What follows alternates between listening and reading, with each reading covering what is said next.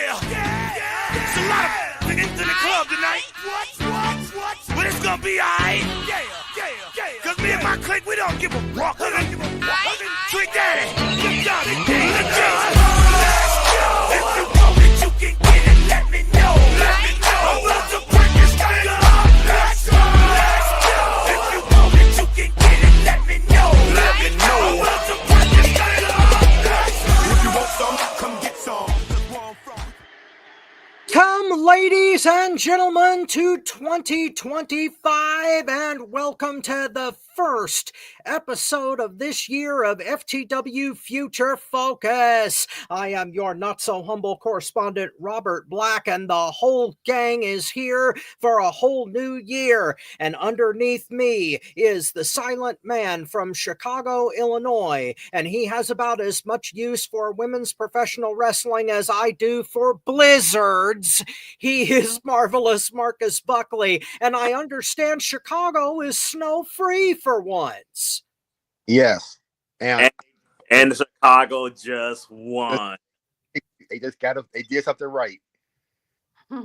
Of all the years in all the world that I'm not in Chicago, it happens to be where it doesn't snow and the Bears win. That's a minor miracle. To my caddy corner is the master of wine, women's song, and cigars, the president of Motown Wrestling Group, and the guy who just released our second episode of Smoke and Fire on YouTube. He is Tony Motown Allen. How's it going? Going pretty good. But it's a goddamn shame. First of all, happy the Bears just won. That's defeat the jaws. I mean, victory out of jaws of defeat because they blew that motherfucker. But Jesus Christ, I've been living in Indianapolis for 4 years, and today we get the snow instead of Chicago. This is that straight up bullshit. Well, you know that's the way it works. And I know one thing: my bank better be closed tomorrow. Y'all can suck a dick. You think I'm going to work? Yeah, I told him my car in good weather. I ain't driving in that shit. Well, you know, speaking of weather concerns, let's talk to the nice young lady from North Carolina. She is the queen of Motown Wrestling Group, our pal and friend, the Tigress, Ty Nickerson. How's it going out there? Happy New Year. Happy New Year. And as we were discussing before, it is 42 degrees in North Carolina right now. According to her, freezing. 44. 44. You know what? God bless you. I am very glad that you don't have to deal with this Arctic tundra. It's I gotta deal with it all this week. If I were with you right now, I would buy you a Mai Tai. Last but not least is the founder of our feast, the president of FTW Network, former professional wrestler, current promoter, my pal and friend of many years. He is the mastermind, Bobby Rogers. How you doing? What's up? It's all right. Just let the audience know there's going to be some good changes going on right now. Things are going to be different, a little bit more improved. I've been working more on the back scenes of this stuff, been distracted a lot, but getting stuff done because 2025, it's time to take off with the show. So my thing is, if you're down with the show, tell your friends and your family, tune in because we're about to get really live right now. always upward and onward with with Future Focus and with our panel. Speaking of which, let's stand on business. What we're going to do is we're going to start with our review of AEW Worlds End. This happened last week, but because we had an old school episode, and old school is our best school, we delayed reviewing that until this week. So what we're going to do is we're going to start with the opening match, the semifinal of the Continental Classic, Will Ospreay versus Kyle Fletcher. And let's have Ty go first for the ladies. Oh, I'm so glad I'm going first on this. This is a solid match to me. I give it a 3.95. Mm-hmm. This was actually my match of the night, to be honest with you, because you can see so much chemistry in the match between, who was it, Ospreay and Fletcher? Yep. Yes, Ospreay and Fletcher. There is just so much familiarity between the two, because I'm pretty sure they fought before, and they're so familiar with one another. So this match right here was my match of the night. Cool. Motown. I really did enjoy this match as well. I didn't give it my match of the night though, but I gave it a 3.5. Cool. Marcus. This was also my match of this was my match of the night as well. I gave it a 4. I thought Fletcher's work as a heel was great. To me, this guy's a superstar in the making. If he goes somewhere else, I mean, I thought he really worked well as a heel. Him and Ospreay definitely have great chemistry. I love it back and forth. The only problem I had with this match is it was the opener. In my opinion, they gave you too much too soon for an opening match.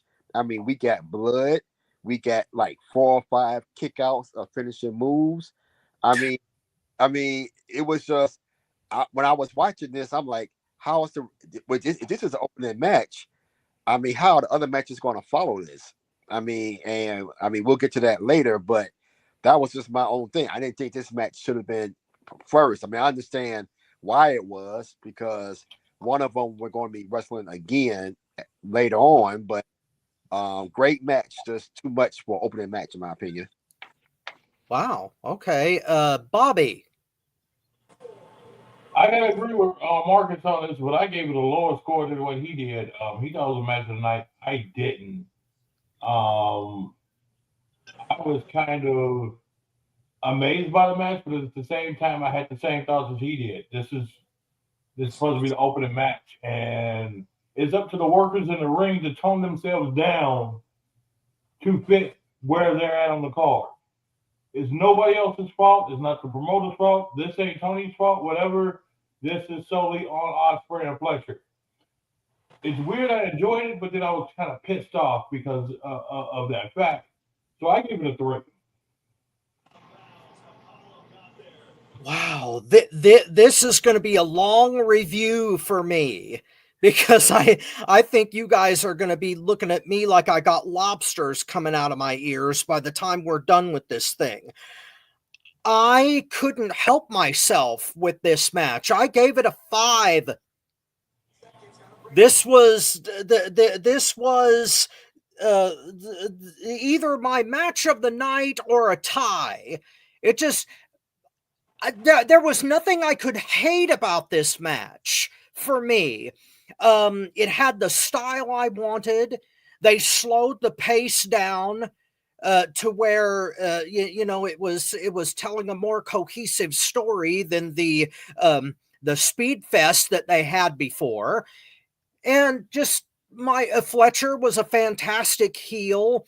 There was no crap with Don Callis at ringside, which was refreshing for this particular.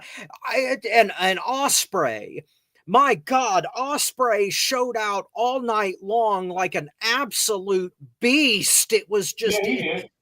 yeah, I mean, this, He did. and now Marcus and Bobby do have a point in that maybe this should not have been the opener. But my God, what better opener on this card could you have had? I mean, I just can't, I Rob, just couldn't fault this thing. Rob, If this, can I say if this? this, I get what you said about it being over because it was a dynamic match, but it was so dynamic because it took away from it because it was the opener. The Right. opener, you want to set the tone for it to be chill and get ready for something that you're going to see exciting later on in the show. With them doing everything at the beginning of the show, it kind of shit on everybody else. I mean, Ospreay basically did a Vince McMahon and shit on everybody's forehead. I mean, You mean a Vince damn. McDiddy? And Yeah, thank you yeah, for thank joining y'all. us. I thought his new nickname was going to be Vince McDiddler. No, Vince Oh, McDiddy. Well, I I'm don't still know. going It's to got call some him oil in Vince there McDiddler. somewhere. But I'm just saying. Thank you for joining us on FTW Future Focus. We I'm just draw saying blood it with takes away from 2 the rest of the shots. card, and it did. Right. Yeah. It literally did take away from the rest of the card. Yeah. I think. So I get what you're saying, Rob, but at the same time, you got to look at the proper fundamentals of a card in a match. And this time is not Tony. Tony Normal. got the country that should have cut their ass out when they got back to the back. But as far as setting it up and booking it that way, Tony did the right thing because of the continuous matches that was happening afterwards. It's the fact that they didn't tone themselves down and take the responsibility to do that to make the card exciting. They were thinking of themselves instead of the actual show. And that's why I gave it a 3. Oh, well, Bobby, put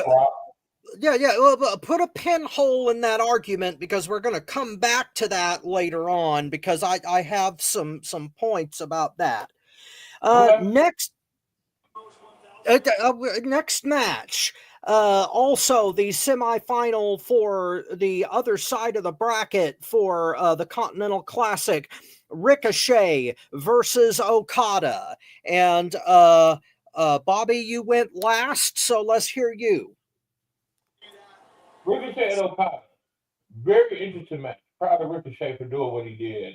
He slowed that match down. He did his spots where he was supposed to. Okada really showed me something on this one.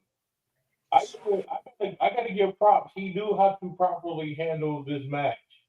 He can wrestle the style that should be a proper match instead of going all speed or all slow. He can adjust as well. I got to give this one a 4 because I like this one way better than the Kyle Fletcher Ospreay match. I mean, this was awesome. I liked it. Can I go next? Yeah, go ahead, Motown. I can't believe the mastermind said that this match was better than the last match, with you guys saying last match was the match of the night. And the reason I can't believe that is, I agree. I like this match better too. I also gave it a 4.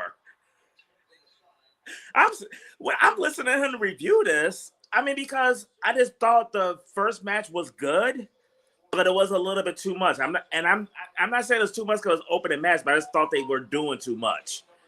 This one was good pace, good story. I just liked how this match flows. So I legit like this match more than I like the last one.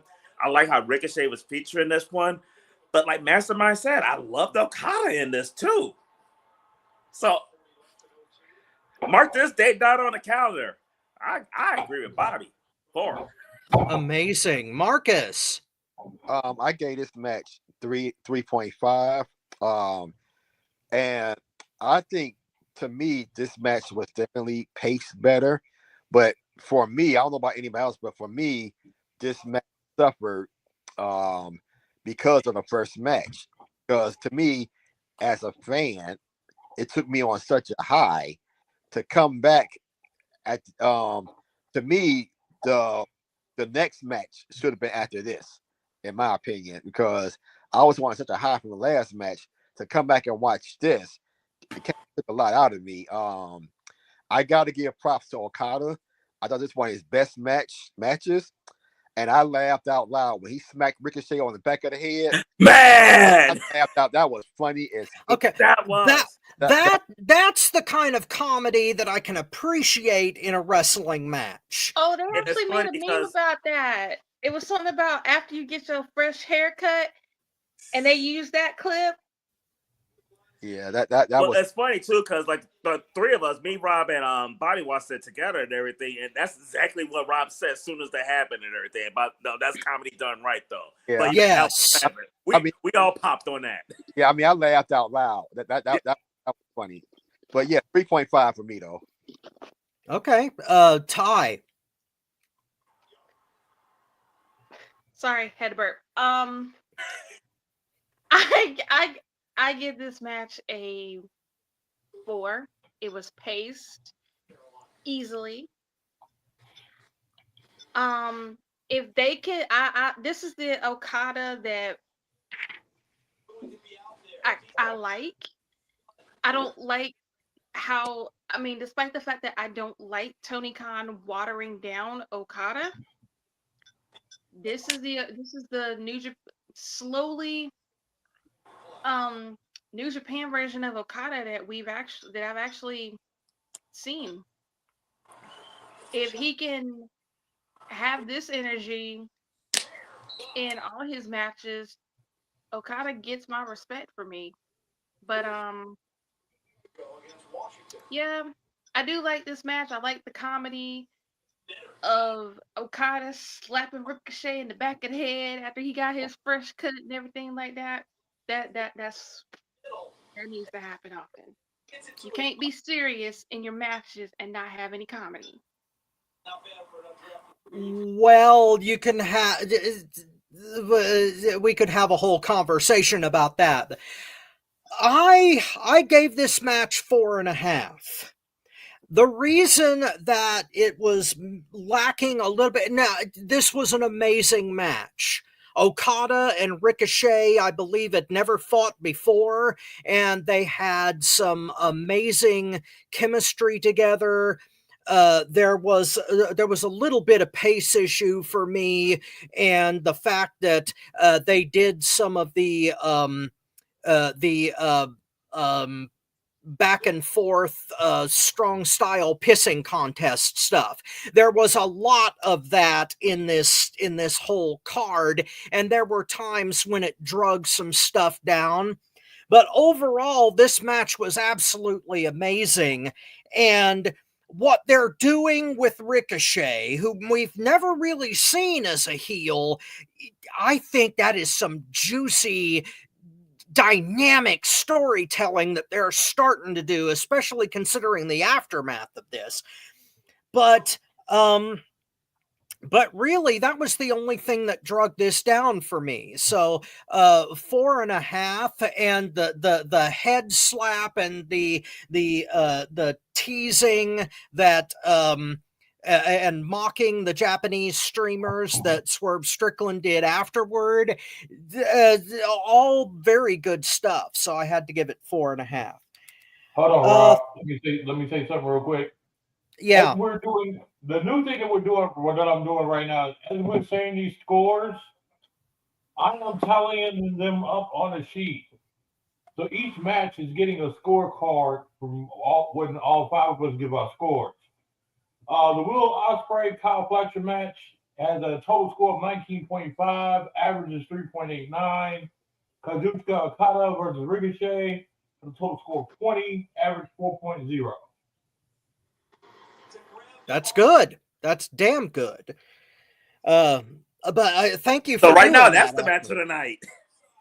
Yep. Well, let's just say that I'm used to being the Lone Ranger on the totem pole here. I know Ty was doing that too, though. She said the first match was match of the night as well.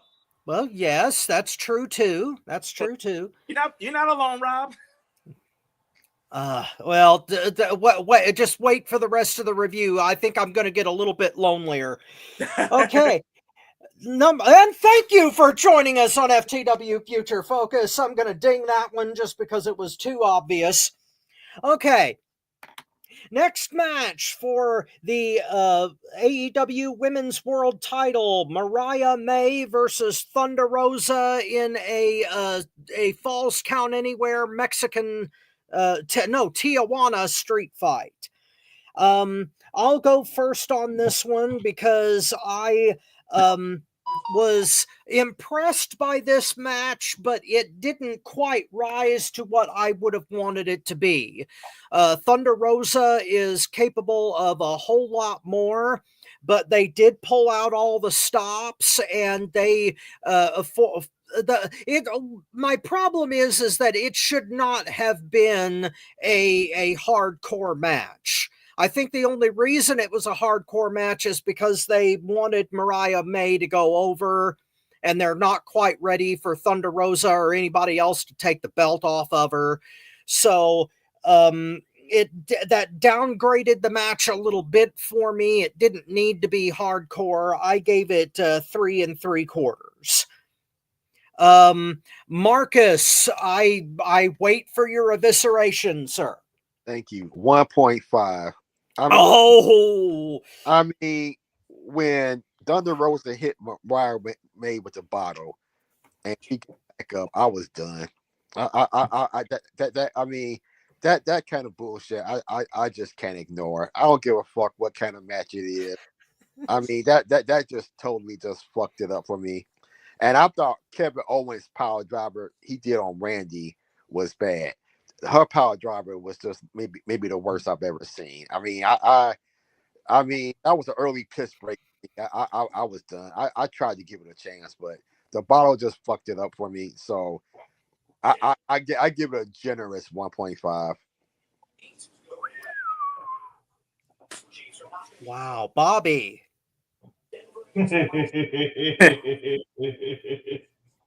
Yeah, let's get him out of the way. Woo! Do you really want to come to crack?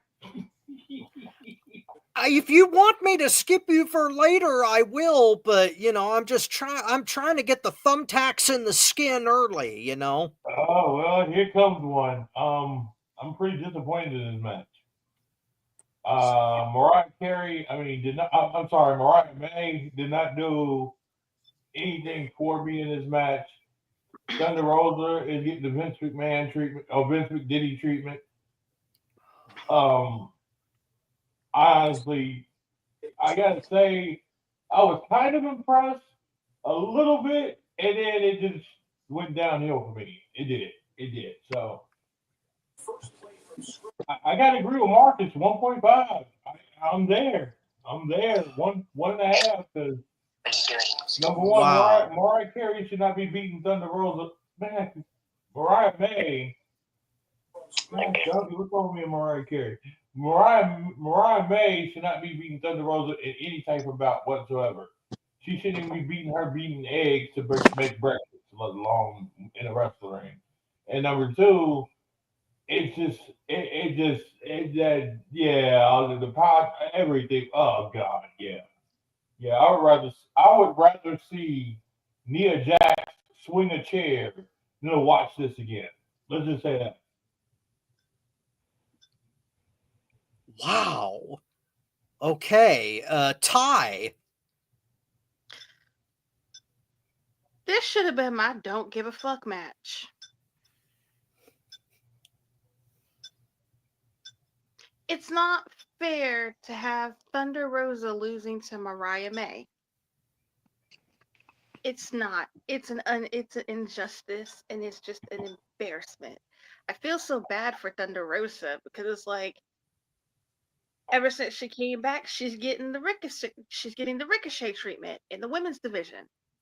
No, I take that back. She's getting the Naomi treatment.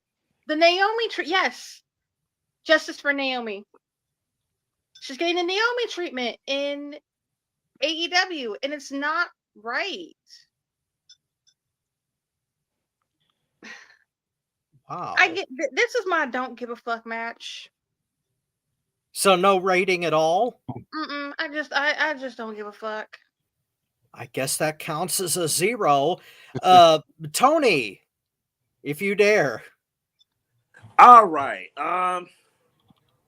the only thing I liked about this match is the fact that I was right and you guys were wrong. You guys thought that this was Thunder Rosa's time, and I'm like, Mariah May's keeping that belt, and God damn it, that fine piece of ass with them big ass titties is still our champion. You know why she's still our champion, Rob? Because for once, Tony Khan got it right. He booked the person he wanted, put it on like this.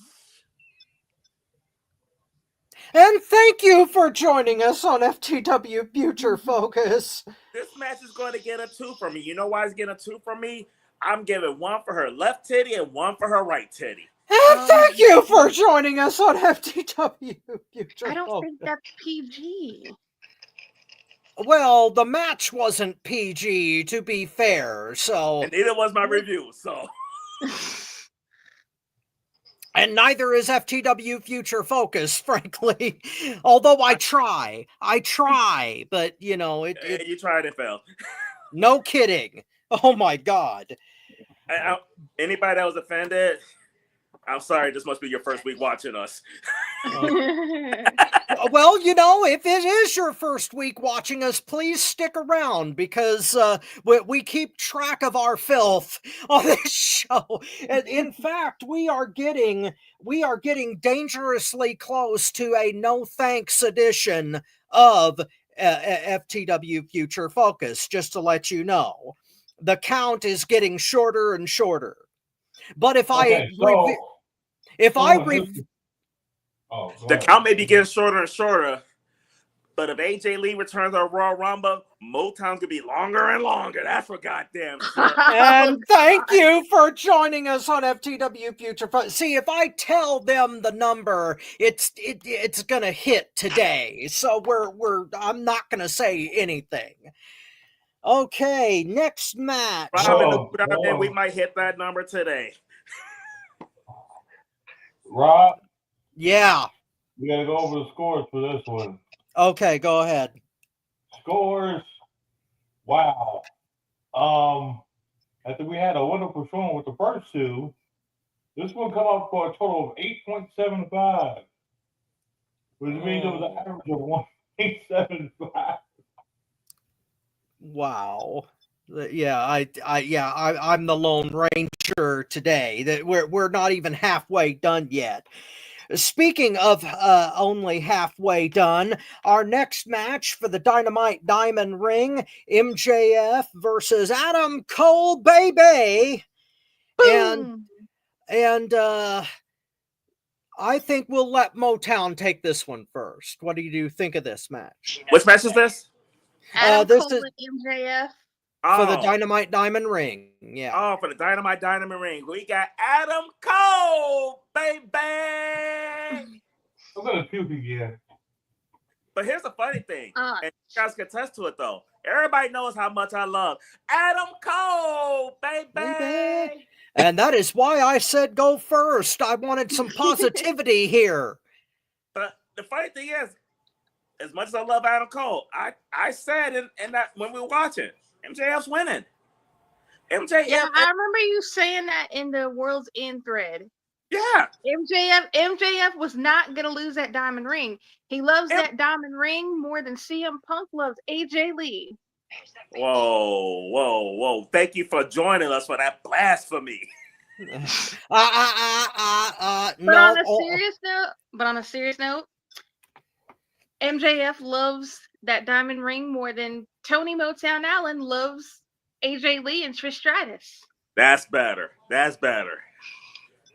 Okay. The only thing that's guaranteed that Tom Brady winning the Super Bowl is MJF winning the Dynamite Diamond Ring. The company's been in existence for like 6 years, and he ain't never lost a match. He wasn't starting against Adam Cole, baby. And I really did enjoy this match, though. I like both guys, though. I mean, everybody know how much I love Adam Cole. I'm a huge fan of MJF. I like the match a lot. Match-wise, it wasn't a bad match of the night type match, but it was definitely good and entertaining, though. I gave it 3.5. Cool. Ty. I give this match a 3.25. But I also predicted in this match that either Kyle O'Reilly was going to get involved in this match or MJF was. Well, actually, I don't know what my other prediction was, but my main prediction was that Kyle O'Reilly would get involved in this match and cost Adam Cole the match, which didn't happen. But Kyle O'Reilly showed up in the end, so that's pretty good. I knew MJF wasn't gonna lose that ring. He loves that ring more than Matt Hardy loves Rebby. That's how much he loves that ring. All right. But it wasn't a bad match. I wish it just could have been a little bit better. Okay, I'll go next on this one because I gave this 4 3/4. I cannot get enough of the chemistry between MJF and Adam Cole. And if this is the end of their feud, and granted, the match that they had at All In London was comparable to this one, they slowed it down. They told a great feud story for a match. They both bled over that damn ring, and at the end of the day, Cole got his group back. MJF kept his precious ring and will probably move on to the next phase of whoever is going to take on Moxley or wherever he is going to end up. If they still keep this feud going, then they should have probably ended it a different way and give Cole the diamond ring. But I can't fault the overall direction yet until I know where they're going, but the match itself was just awesome. The pacing was right, the chemistry was right, and I just had very few problems with this match, and I thought that it was just that much better than the Ricochet Okada match. So yeah, 4 3/4 for me on this one. I couldn't, but I'll come back to some. I need to make a point later on about this entire card, and I'll get back to that. Marcus. Well, the average is about to drop because I gave it 2.5. I didn't think this match was nearly as good as the All In match they had. Yeah. Oh, I thought this match was much better. I was surprised that MJF got blood so early in the match. That's what kind of took me aback about. Cole did, yeah. Okay, Cole. I'm sorry, Cole. So that kind of took me aback a little bit, and I wasn't feeling it. To me, it didn't make sense the way MJF got Kingdom thrown out the match. Kicked out from ringside. I was kind of a head scratcher for me, and to me, the way they used the dynamite ring in this match, it wasn't even necessary. I thought that was poor play. If you're going to use a weapon, I thought that was a dumbass way to do it. I mean, they didn't need it. It's almost like oh shit, we forgot to use the ring, so let's just at least show it because it is a diamond ring match. So that was the thing that brought that match way down to me. So you didn't like the psychology of doing the Eddie Guerrero trick to get him thrown out just so that MJF could cheat with the ring? Well, we've seen that so many times. Right? That wasn't for me. I was seeing it so many times. I mean, some things other people do it. It just wasn't done well to me.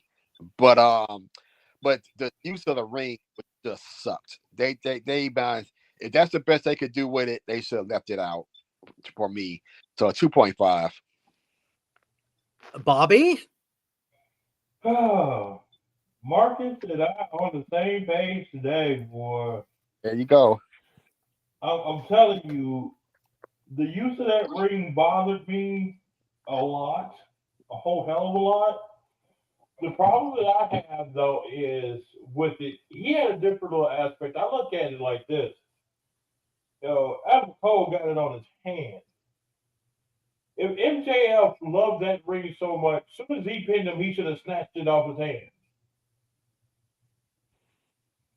It's little quirks like that that makes you like, what the fuck? You know, you want to impregnate this ring basically, Oh my god. and you sit up there and you just leave it on the man's hand like, oh well, it ain't nothing. Come on, man. That's one time I gotta say MJF slipped. He slipped badly, and the way they executed for it to be on his hand in the first place was wrong. I just, and yeah, the Eddie Guerrero thing is played out, but it just, yeah, man, I'm so torn on this one, but I gotta agree with Marcus. I went to the same thing. I got a 2.5 on this one as well. So what's that average? That's what I'm doing right now because I'm so disappointed that this ended up the way it did. I mean, it made me sad.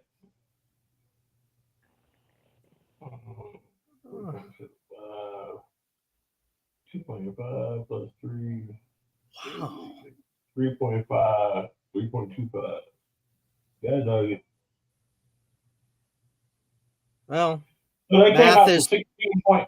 They came out to 16.5, and the average we got is a 3.3 on that one. So it did better than Mariah May. it did better than the women's title match. Speaking of title matches, our next one is going to be for the international title. Powerhouse Hobbs challenging Takeshita, and I'll let Ty go first on this one.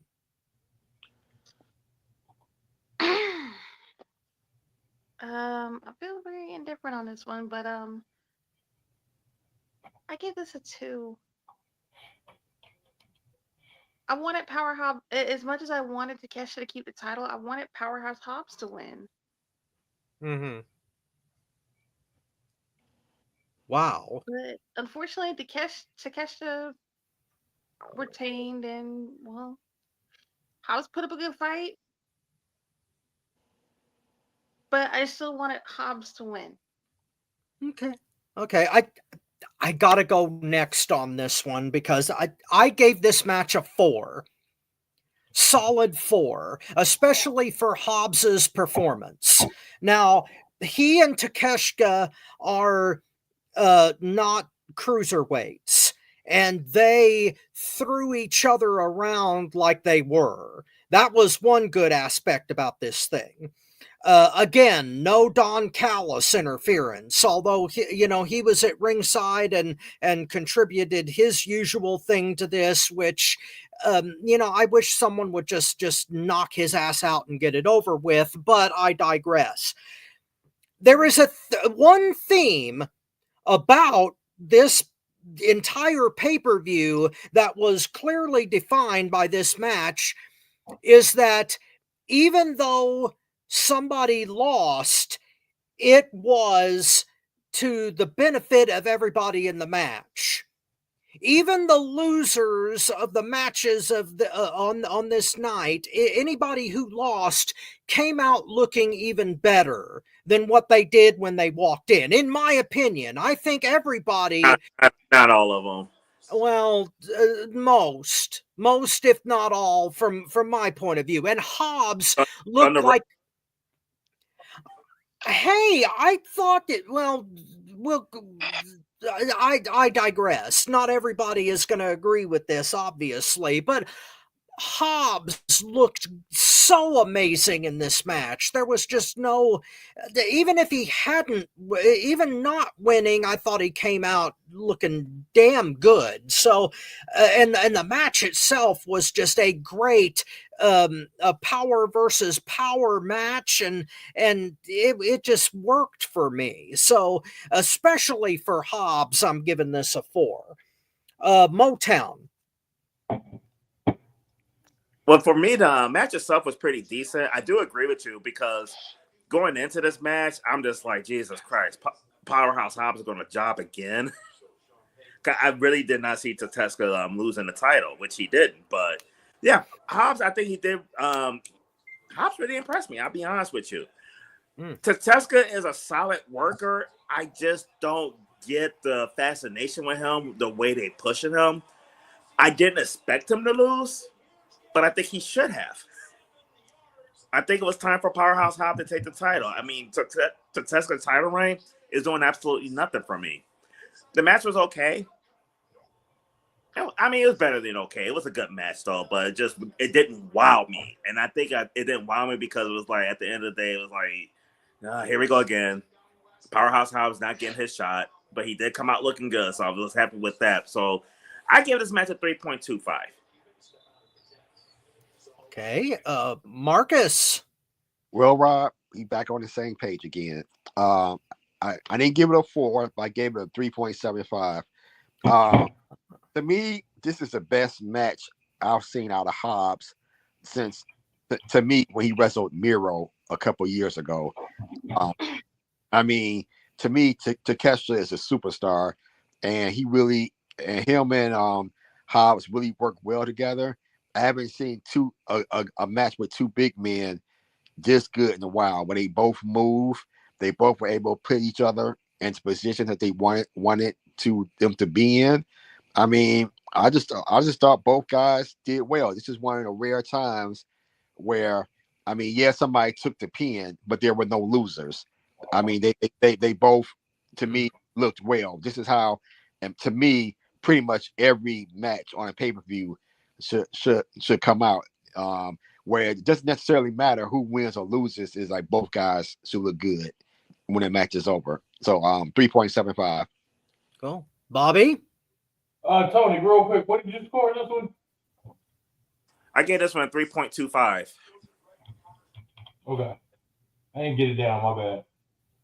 That's okay. This is all about little old me. That's cool.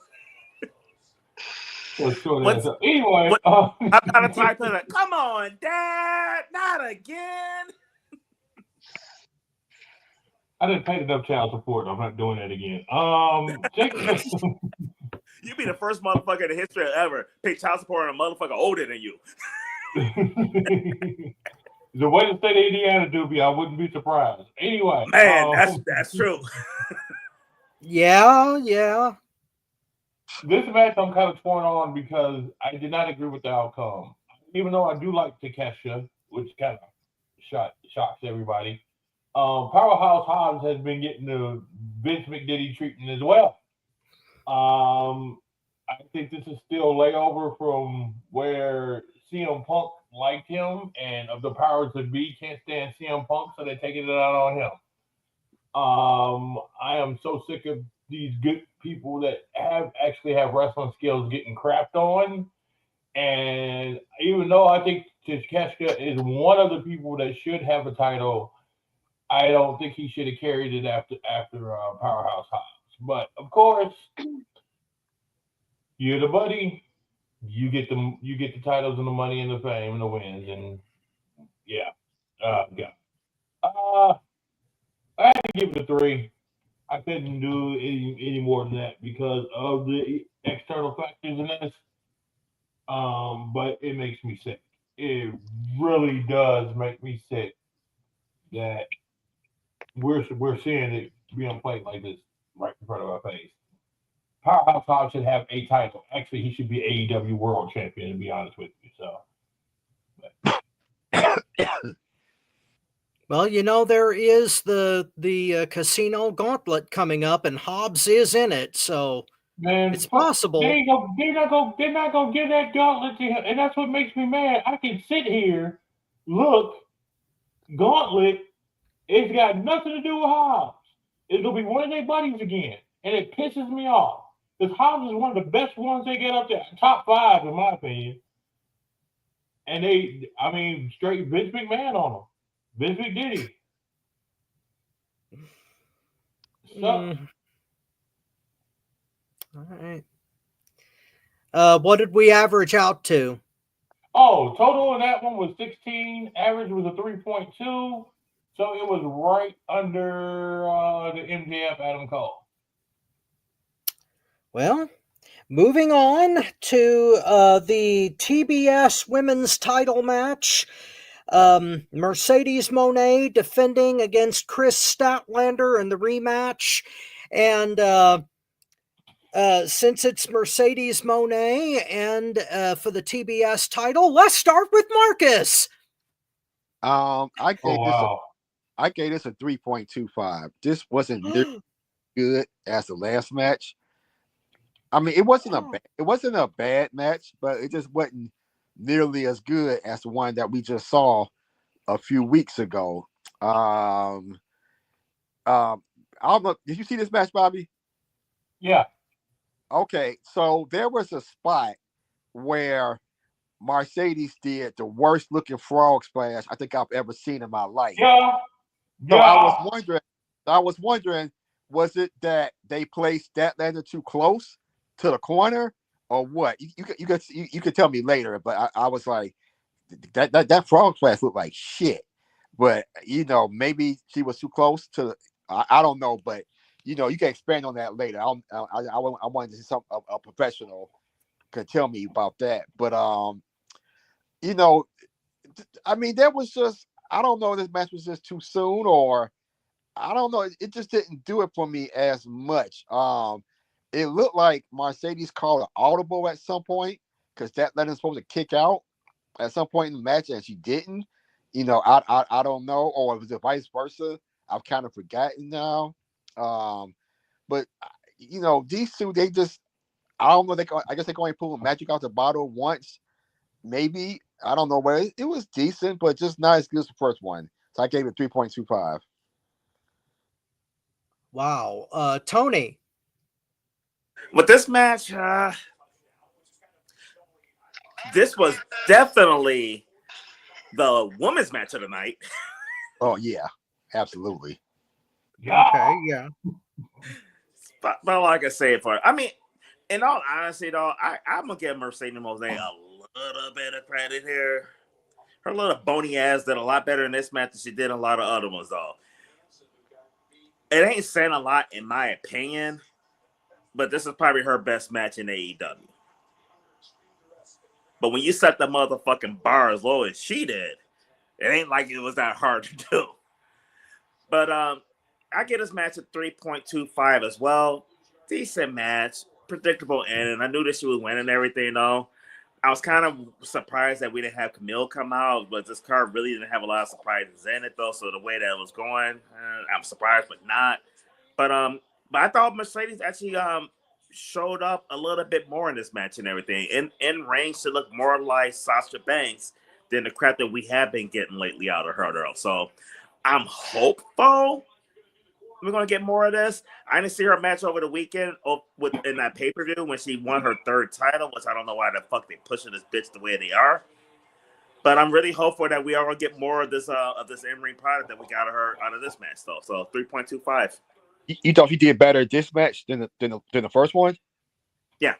Oh, okay. Ty? I'm with Tony on this one. This was my women's match of the night.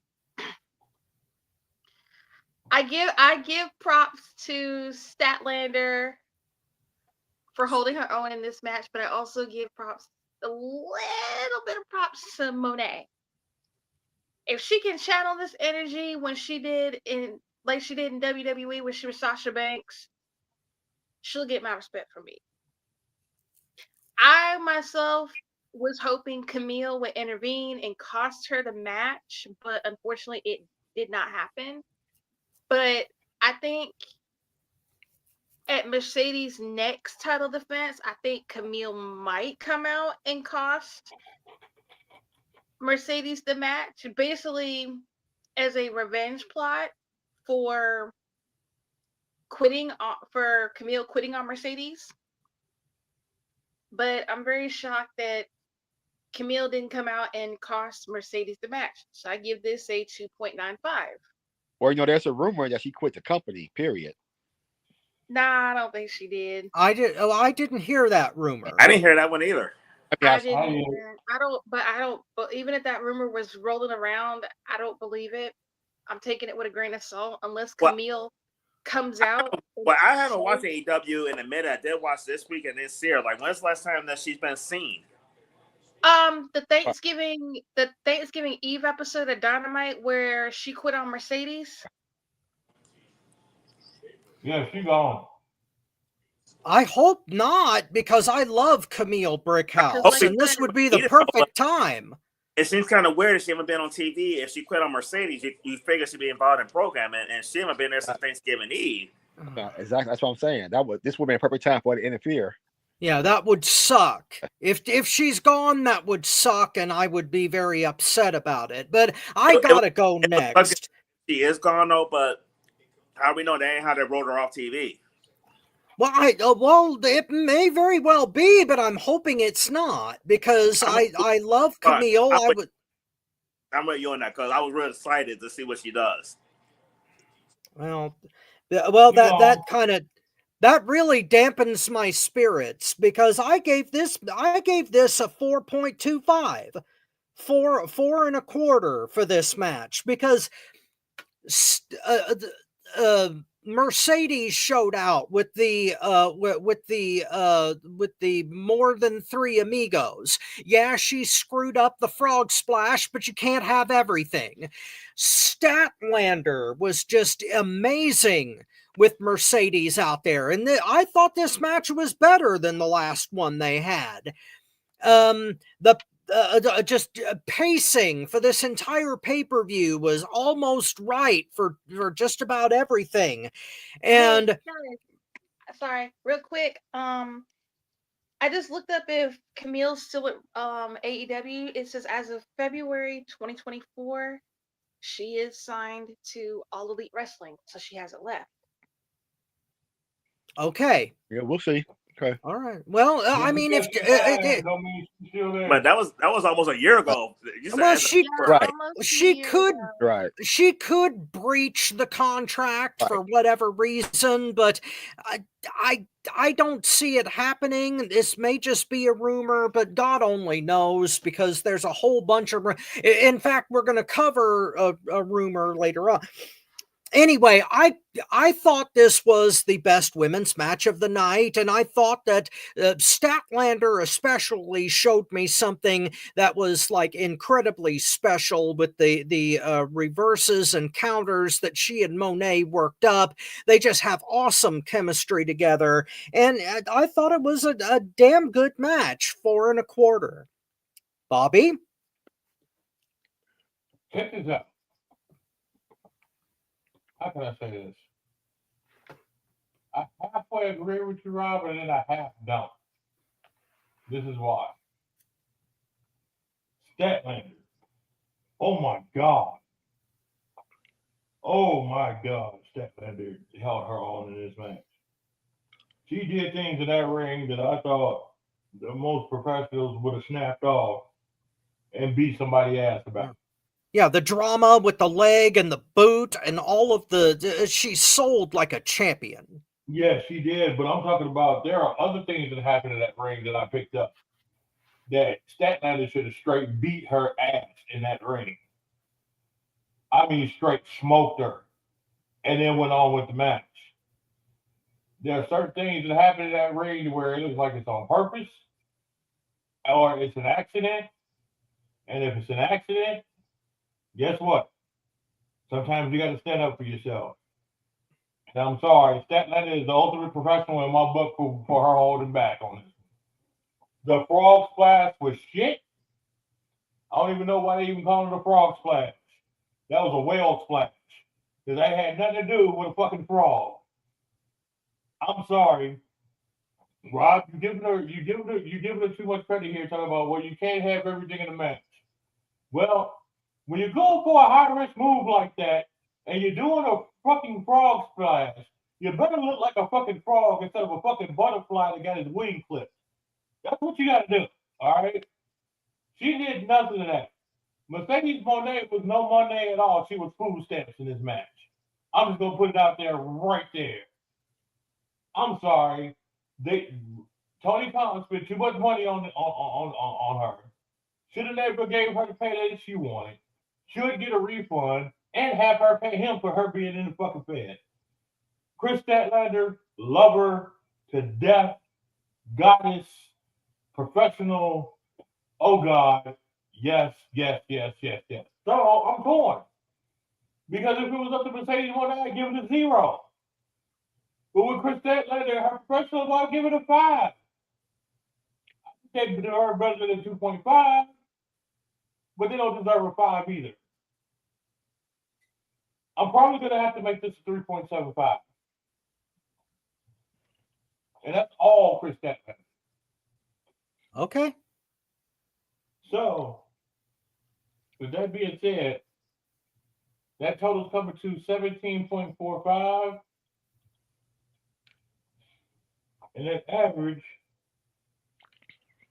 is a 3.49. Wow. So, that's actually third on the list right now. Wow. Well, okay. Next match, the finals of the Continental Classic, Okada versus Ospreay. I've got to go first on this one because I know damn good and well that nobody else is going to give this a rating. Let me get my This finger. one was my second 5-star match of the night. Not only did they tell a compelling story with this match, not only did Ospreay sell the previous injury and start bleeding again, which was a to keep the dedication it takes to keep a wound open for 2 fucking hours just so you can bleed again in the next match. That's dedication. I haven't And seen that much blood since my menstrual cycle. thank you for joining us on FTW Future Focus. Oh my God. I mean, Wow, some that- people only learn to do it for 7 days, so. Thank you for joining us on FTW Future Focus. Holy shit, that came out of nowhere. Wow, Ty, that was amazing. But yes, I gave this match 5 stars because Okada was just an amazing ring general and he helped in the training of Ospreay and it showed.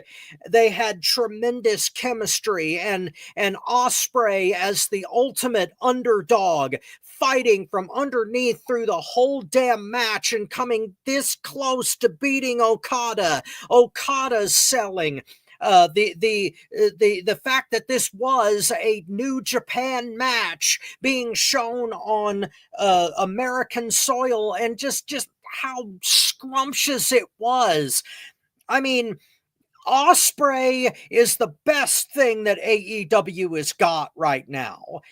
Just the absolute best in the world, bar none to me. And there's 5 or 6 guys on the roster that have the potential to be just as good. And I couldn't get enough of this match. So I gave it 5. I'm pretty sure I'm the only person on the panel who did. So, Motown, you're champing at the bit, so please eviscerate me. Oh, God. Barbecue booty on the grill. But it ain't yours, Rob, because I gave this motherfucker a 5-2. Holy sh! Woohoo! Oh, thank you, brother. This was my match of the night. Did you say 5 Did you say 5 or 2 you gave? I gave this match a 5 because this was the match of the night. I mean, yeah, Will Ospreay kept that wound open like I kept that wound open on my ex. That motherfucker was bleeding like a bitch on her period. Thank you for joining us on FTW Future. Reference to 7 days. Thank you for joining us on FTW. Oh my God. Oh, that's definitely a sorry mom moment though. But I love this match from both of them. I mean, I absolutely love Okada in this. The match earlier here was Okada's best match since he's been in AEW, and then that motherfucker came back an hour and a half later and topped it. Both of these guys showed out. Ospreay's the best talent they have in the company right now by far, but Okada raised his stock in this match. The story that they told, it wasn't a whole lot of flippity flop shit, which I don't mind it, but after the opening match, we didn't need it, and it was like more of a grounded technical match with Okada, and Ospreay gelled like a fucking mesh with that shit. This was my favorite match. I really enjoyed it. I thought Ospreay was going to win. I wasn't disappointed that Okada won. I want this Okada. This Okada right here. Just like Will Smith told Martin Lawrence at Bad Boys. That's how you drive. From now on, that's how you drive. From now on, we need this out of Okada. I love this Okada. Gave me some hope out of him. But this match, 5 out of 5 for sure. Okay, before we move on, I said to put a pinhole in the point that Bobby and Marcus made at the beginning of the review. This match and a couple of others that I rated high is why I did not mind the Ospreay Fletcher match in the beginning giving away so much and being as hot as it was, because for me at least the quality of this show did not go down after that.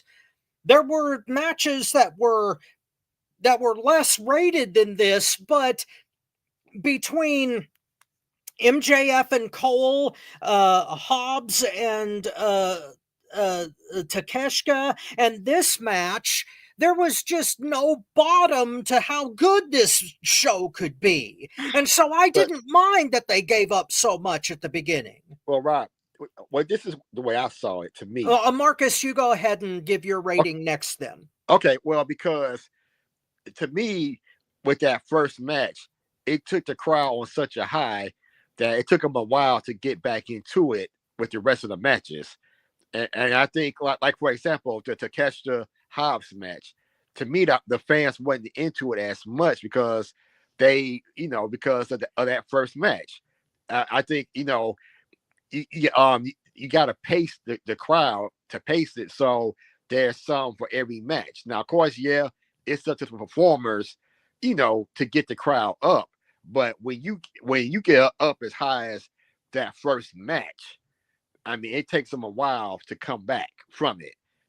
I mean, to me, that was what my issue was with the match. And they took the crowd on too much of a ride first. Yep.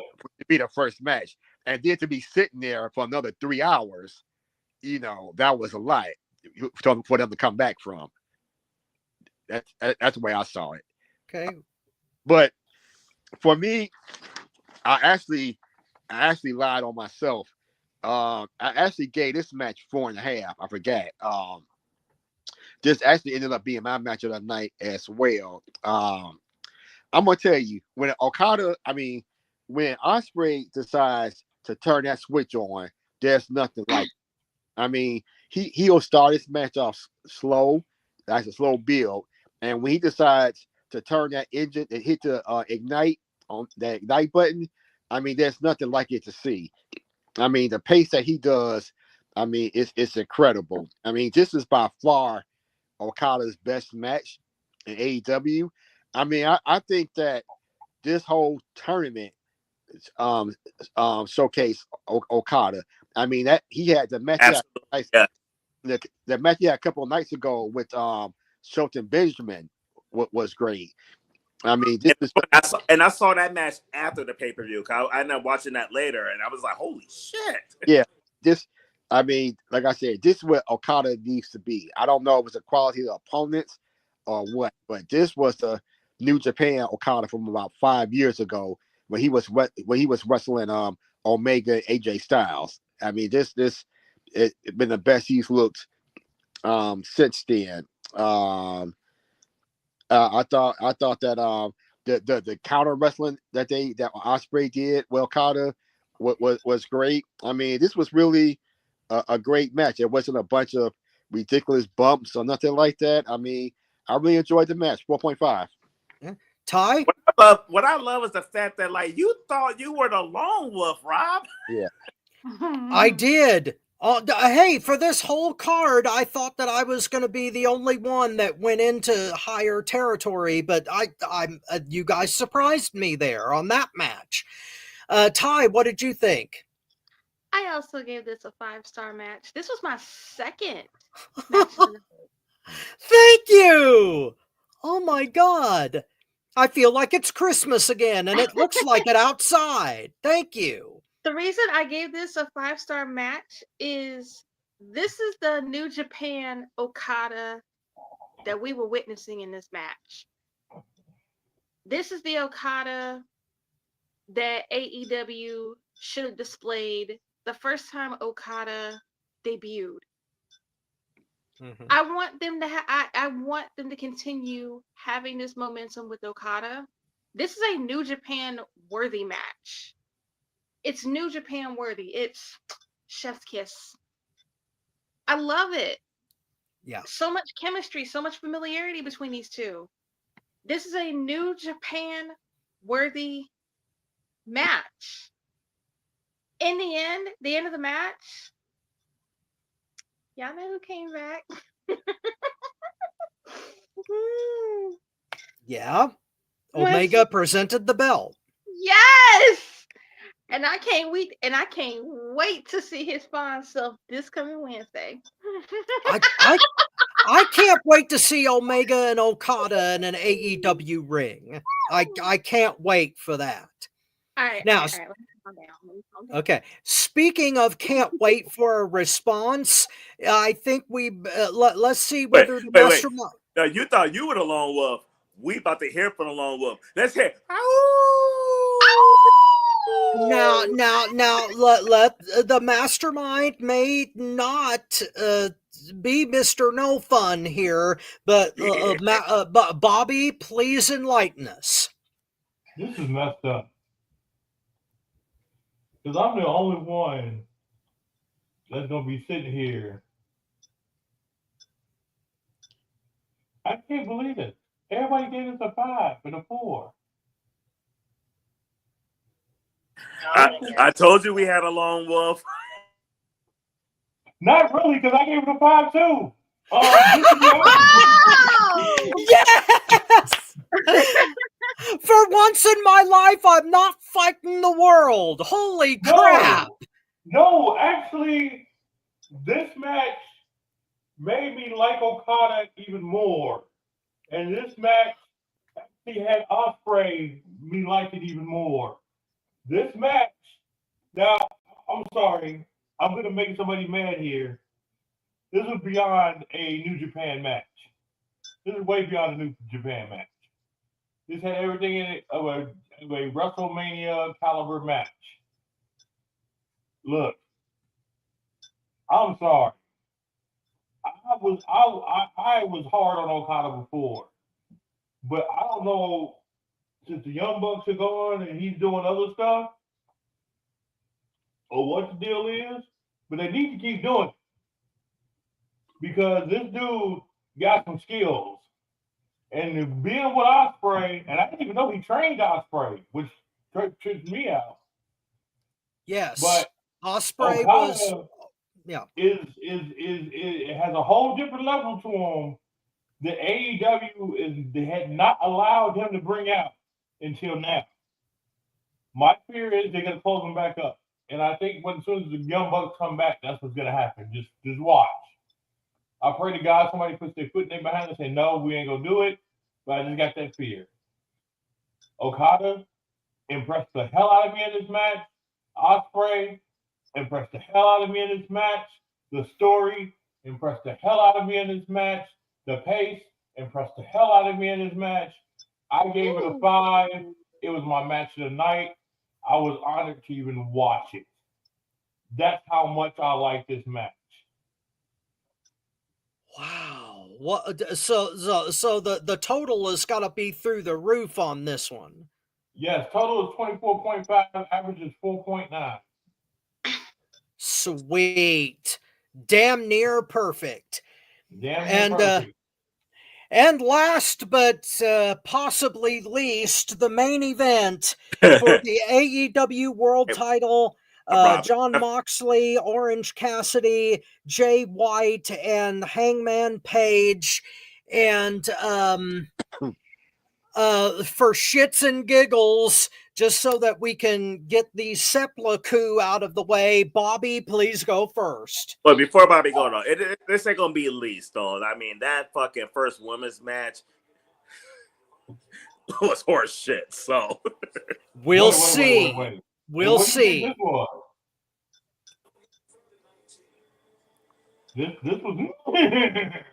Yeah. I mean, this was bad too. No, this was worse than bad. This was worse than the women's match, in my opinion. Hence, that's how bad it was. Hence, why you go first? Yeah. This match was so bad, I fell asleep on it. Well, okay. To be fair, you were in the hospital room with us, and you were medicated. It was not that good. This was better than Night Hall.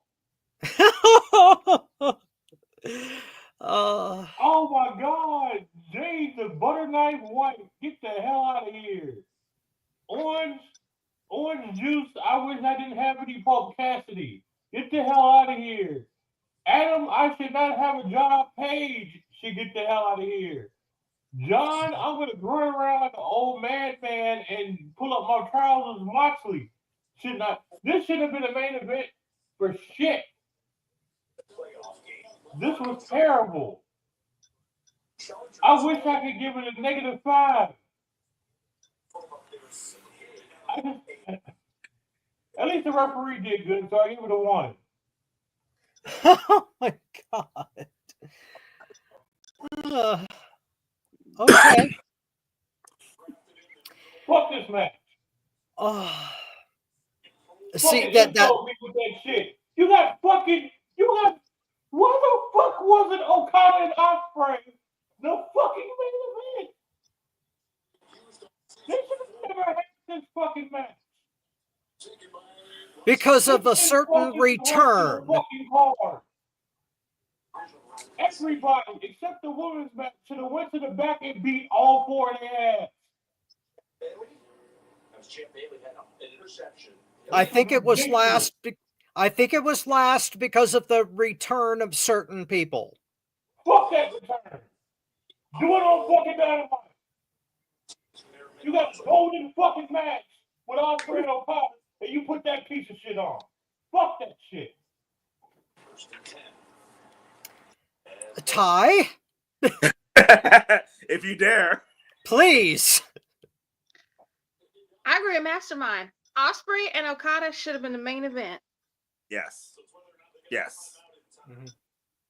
They should have moved the fatal 4-way match for the AEW title at the beginning of the match, and Ospreay and Okada should have been the main event. This match, I give it a rating of I really don't give a shit. That would be a 0. No, this ain't a 0. This is -5. Because I give -5 fucks about this match. The only good thing about the ending was the fruition of rated FTR. But the fatal 4-way match, -5. I really don't give a shit. I really don't give a fuck. Okay. Water is wet. Food tastes great. The sky is blue. I said what I said. Leave me alone. Hey, and water ain't the only thing that was wet. Thank you for joining us on FTW Future Focus. I knew something was. What's that? Especially when Omega came out. Oh my God! Thank you for joining us on FTW Future Focus. Oh, Marcus, bring us back to the clean world. You know, there's a real problem when your two world title matches are the worst matches on your show. That's pretty bad commentary. I also gave this match 1.5. The best thing about this match was the ref bump, because I thought that was okay. But once again, another typical AEW scramble match where you got guys outside the ring for what feels like a half hour at a time. The weird thing about this match was, I don't know if you guys noticed, but there were no kick out of finishes. It's like this is your world title match. You got 4 guys, and every other match had kickouts or finishes except for your main title match. No, I really didn't understand the booking behind that. And then it seemed like this match ended kind of suddenly as well. It just seemed like somebody gave a go home call and they said, "Fuck it, let's go." And then when rated FTR came out, did anybody notice? And which was another head scratcher moment for me. Okay, Cash was in the ring holding a chair while Edge had Moxley in the crossface, and he let Oh, Carly. the glass. Oh, he had him in the glass scale smile, right? Yeah, whatever it's Yeah. called. But yet Cash got a fucking chair, but yet he stood there and let Claudio pull him out the ring. Why did he He was bash? there. I thought we was about to have a concerto. Yeah, like why did he bash his skull in with that fucking chair? I mean, y'all trying to. I mean, like what the fuck? It's like why you let him pull him out the ring and you got the goddamn chair? Again, what's the point of having an object and you're not going to use it the way it's supposed to be used? Yeah, If you're gonna use that said object, use it right, yeah, exactly. Or don't have it in there. or don't use it at all. Right. So I mean that was just again bad. 1.5. Motown. You know what I loved about this match? Orange Nothing. Cassidy did not win. Not gonna name any names, but there's a couple people I watched with kept saying that he was I said that. win. I said that. You ain't the only one. I said that. I I'm am still so saying that. happy. I am so happy that motherfucker didn't win. I'm If not. the last thing we need is an Orange Cassidy title run. The last thing we needed was his match, period. We didn't need this match at all either. I definitely agree. The Ospreay Okada match should have been the main event. Especially you kind of build the pay-per-view on that tournament. I don't see why you couldn't have that be the main event. You had the women's world title come on before the secondary women's title. So why can't you have those guys come on before this world title match? I mean, after this world title match. So the match itself did piss me off. I already don't like scramble matches, and there was just too much interference. There was too much of the Blackpool Combat Club, whatever the fuck they are now. Death Riders. Death Riders, yeah. Like Marcus said, you have a scramble match. This is the time you should have like finishers and kickouts, especially when you can do it with saves and everything. So it don't have to be legit kickouts. You can have somebody hit somebody with a finish and somebody makes a save. You had the opportunity to do that. You didn't because you just want the Death Riders to constantly beat everybody up in the match. As far as the return, I think the return would have been better if they had came back during the match. They rated FTR is there because they want to even a score with the Death Riders. Why not even it up during the match in the title match to try to help fucking Moxley lose the title? You guys gonna sit in the back pissed off at the Death Riders, but you gonna let them do what the fuck they want to do during the match and wait till the match is over to come out. The more I talk about this shit, my scores is lower.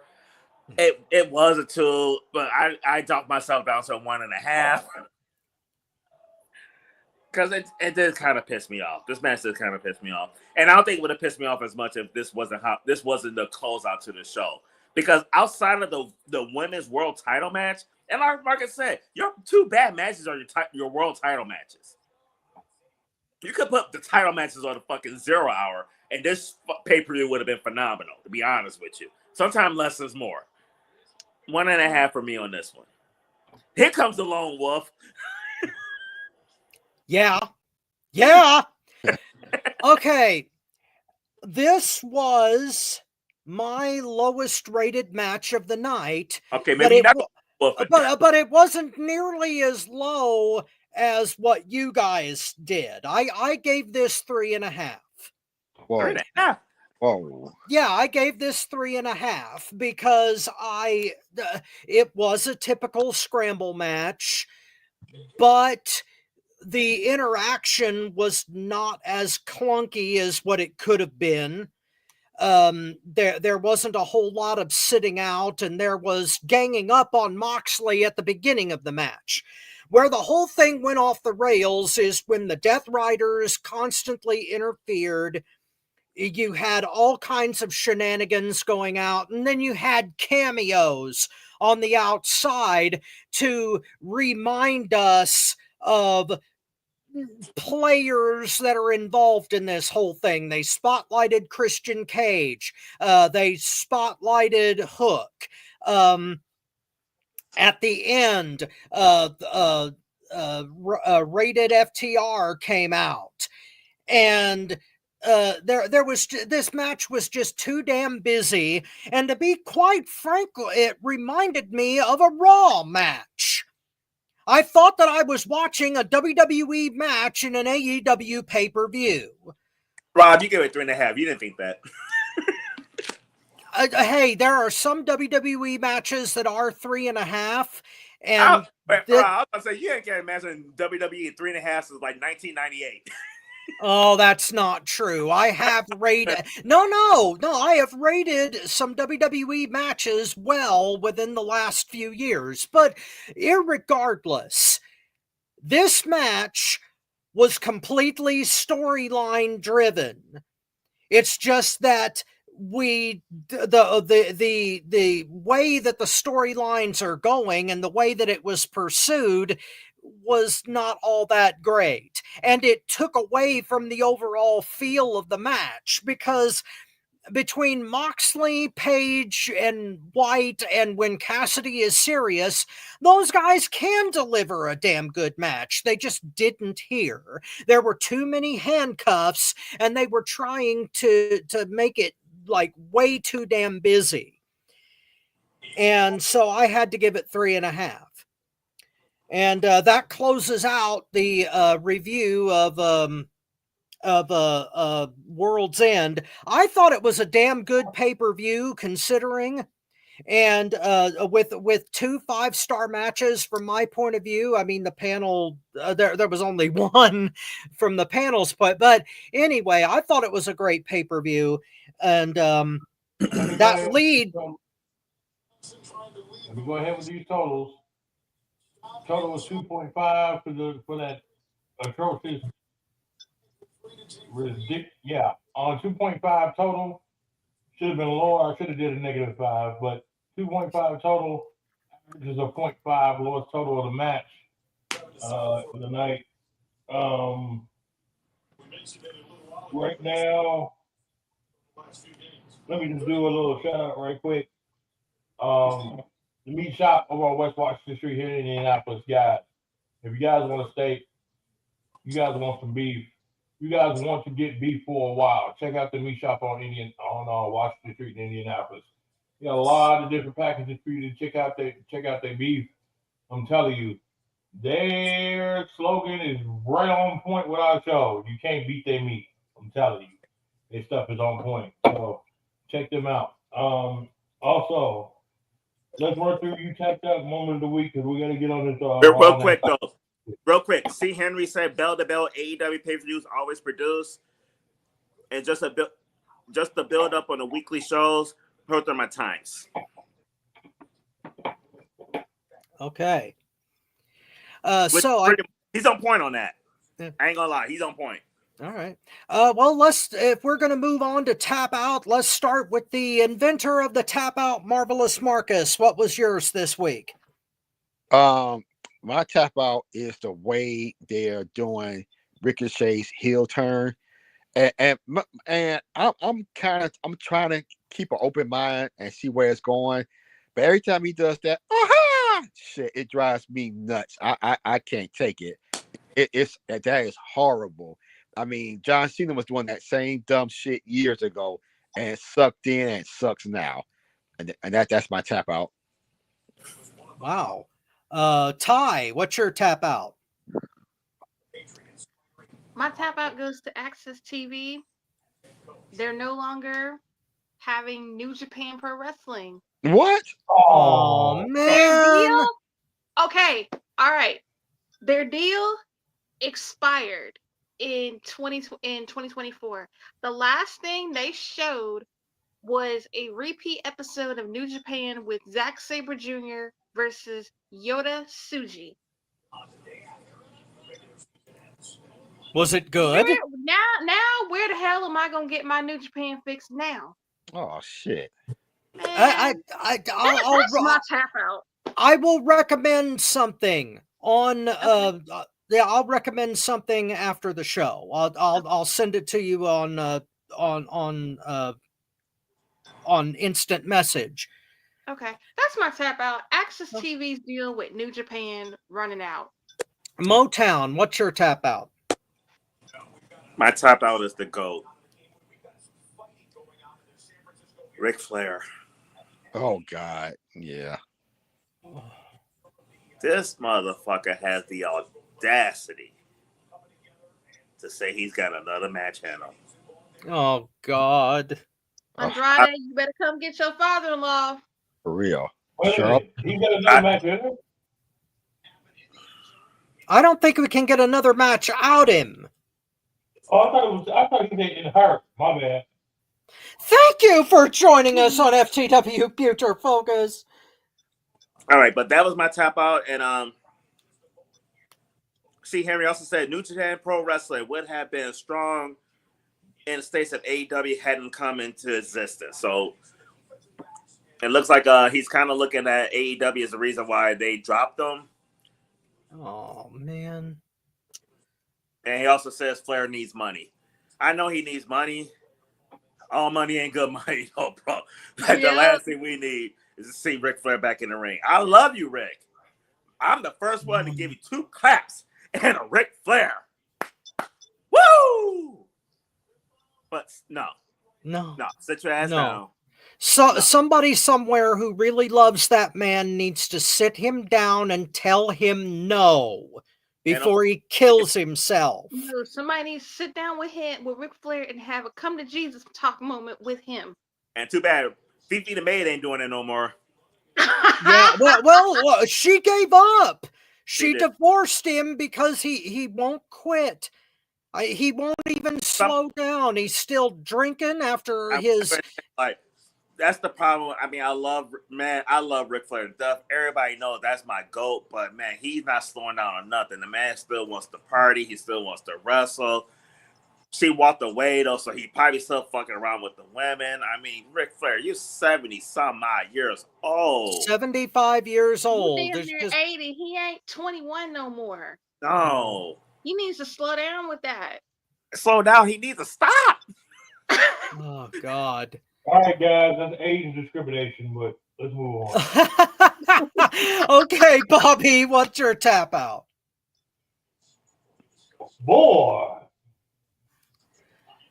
Oh, I am almost sorry, but no, go ahead. This is gonna sound weird because they're gonna call it. You're gonna see later on why.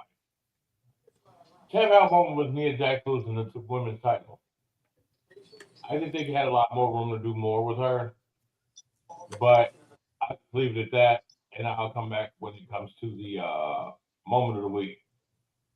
Okay. Wait, didn't you call Naomi beat her for the title? Bye.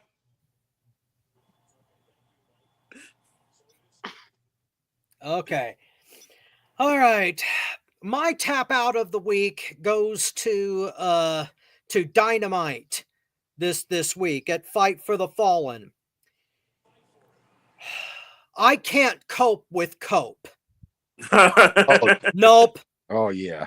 Nope. Even if I rinse it with scope, even if it's endorsed by the Pope, I can't cope with cope. It's not dope. The answer is still nope. I'm We're sorry, doing but Dr. this Seuss. is like a Dr. Seuss book. Hey, a 10-year-old could do better than that. And there ain't no way in hell that this is a good move.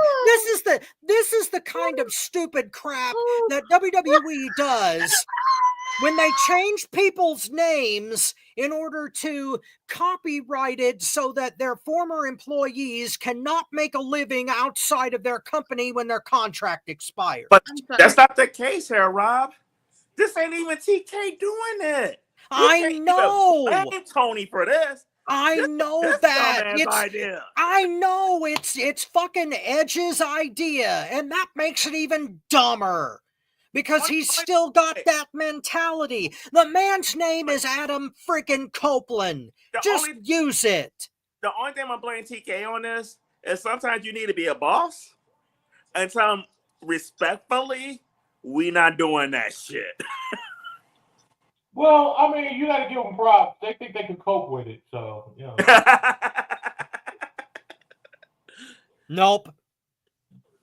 Nope. I have no hope for cope. Nope. Just get it wrong. Just don't drop Okay.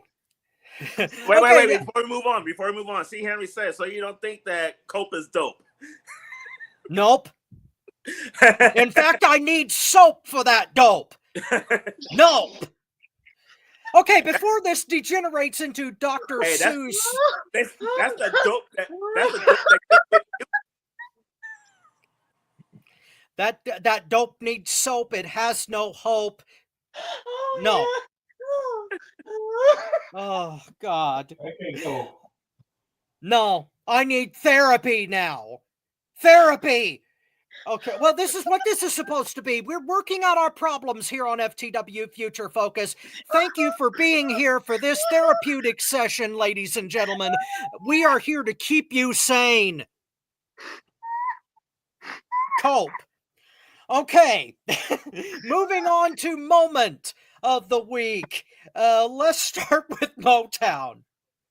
My moment of the week happened during... My moment of the week is Bobby's tap out of the week. Well, it's been a while since that happened. Oh, it's titty time. Thank you for joining us on FTW Future. Oh, Rob, you saw them titties cash in on the Money in the Bank, right? Thank you for joining us.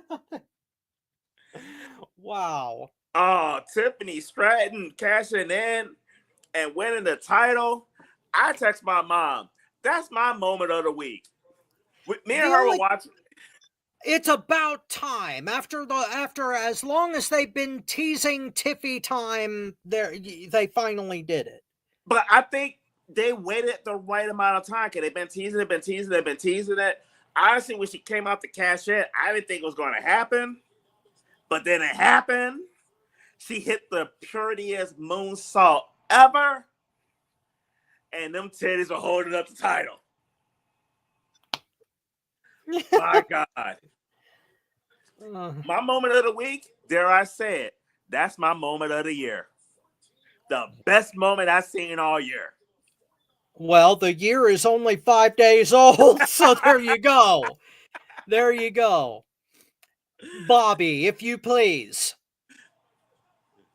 This is why I said my pick for you tapped out moment was weird, because my moment of the week is also the same. Really? Yes. And let me explain why. Wait. Guys, I'm dare to say this. I don't think anybody on this panel ever had a tap out and moment be the same goddamn thing. No. Let me explain why. even though I'm one of the biggest moonsault Tiffany Stratton fans there is, I saw her at NXT and I even said she was going to be a star. The problem is this. I think she took the wrong world title. I think she should have beat Liv Morgan for that title. I think she should have snatched it from Liv Morgan.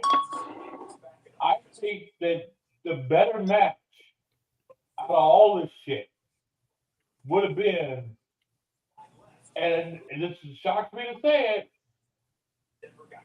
but I think honestly, Rhea Ripley should not have the title of the soon coming back. I think that added element of Tiffany Stratton coming in, they're both familiar with NXT. You got the table girl.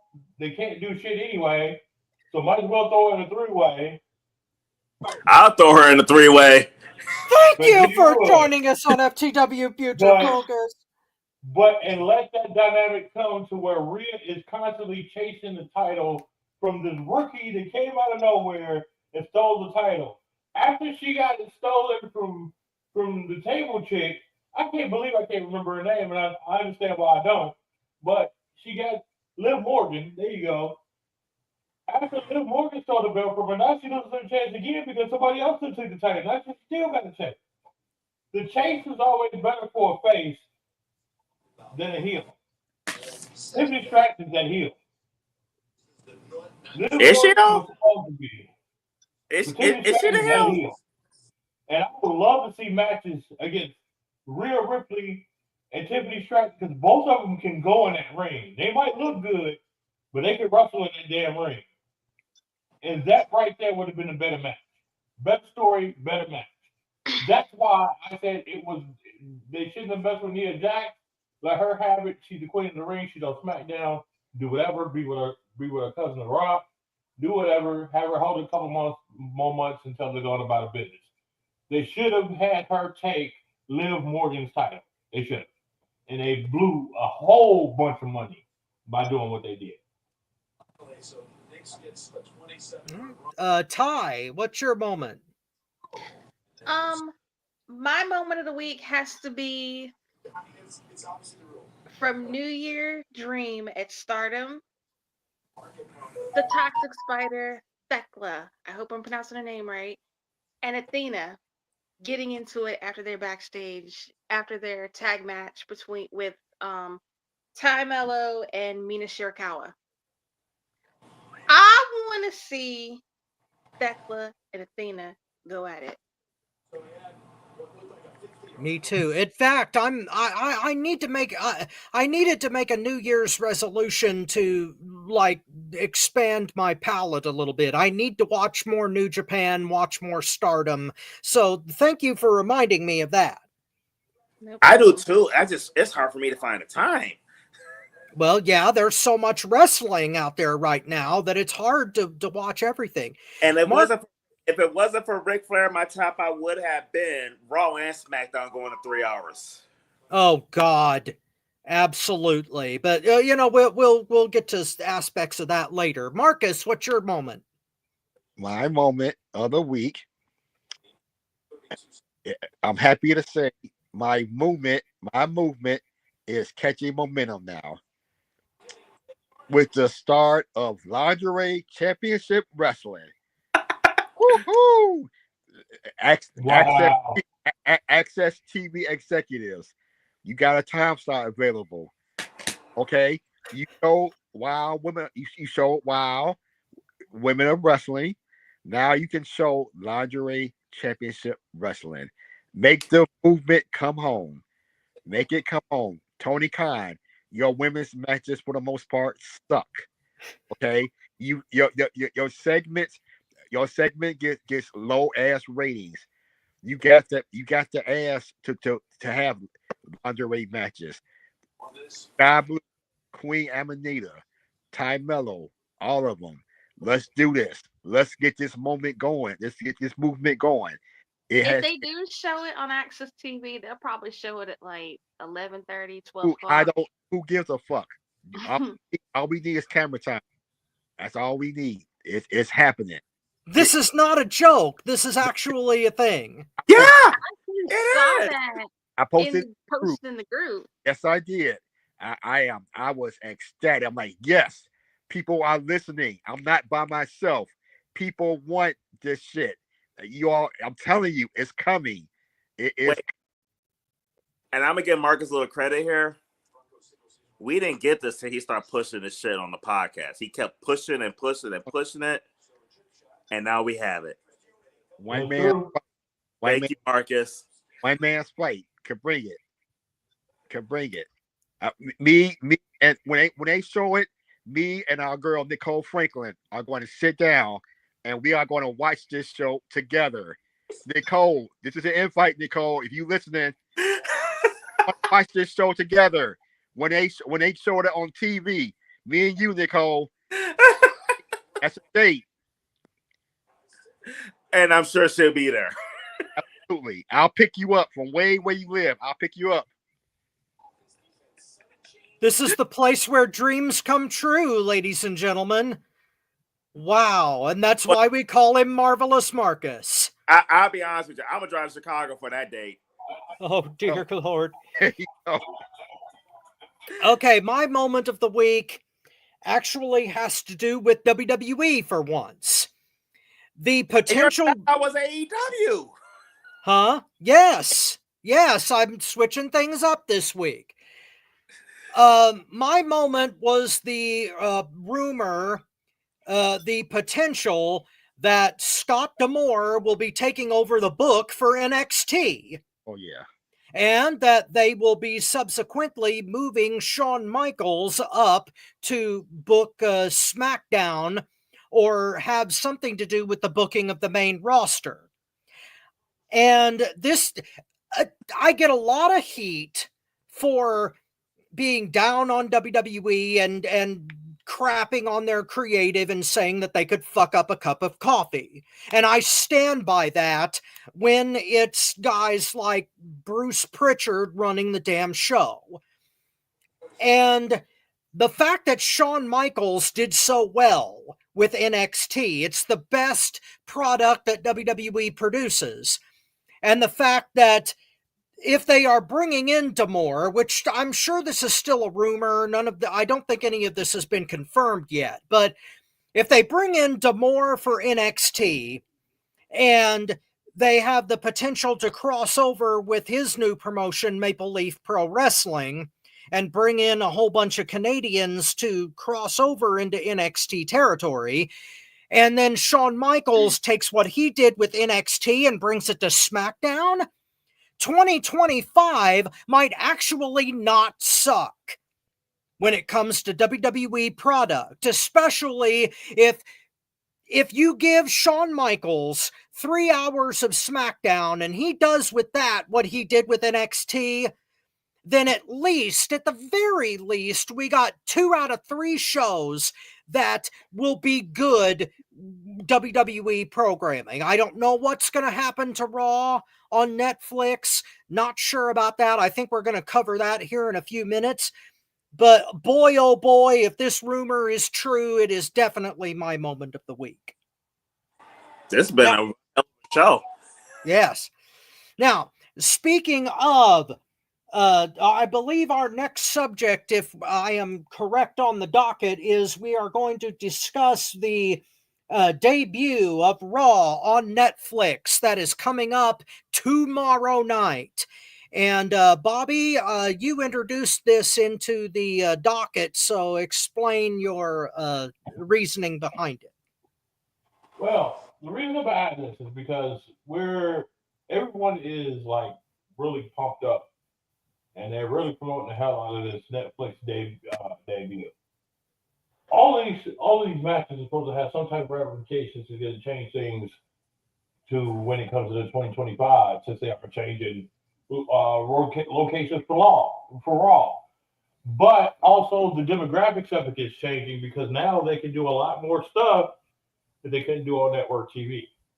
So with those intangibles being going, we're going to guess and predict who's going to win these matches here, and see who do we think is going to win each of the 4 matchups that's been announced. Of course, there are going to be more. We're not going to know about that. Who gives a shit? But the 4 matches that they have announced, we're going to go ahead and predict who's going to win these. And then we're going to see how we come out on top after next week. Okay, So, I don't have the matches listed, so Bobby, you're going to have to give. Okay. I got you. Speaking of Raw, Raw goes first. Drew McIntyre versus Jey Uso. I'll say Jay. I'm gonna give this to Jay because he needs it the most. He has been on the hind end of things since they reformed the Bloodline Wolf Pack. So if they really want to make him the breakout star that he deserves to be and what they've been marketing him as, then yeah, he needs to get the win on McIntyre here. Okay, Tony. It's just me, Oos. Day one ish. Just me, Oos. Day one ish. He is too over to lose this match. I mean, I don't know how the rest of the night's going to go. I have my predictions for some other stuff and everything. But this match, Jay, like he said, Jay needs this win. And this is their first time on Netflix. Jay is so over, you can't have him lose. Not on your first show on Netflix. So I got Jay Uso here. Because it's just me, Oos. Day one ish.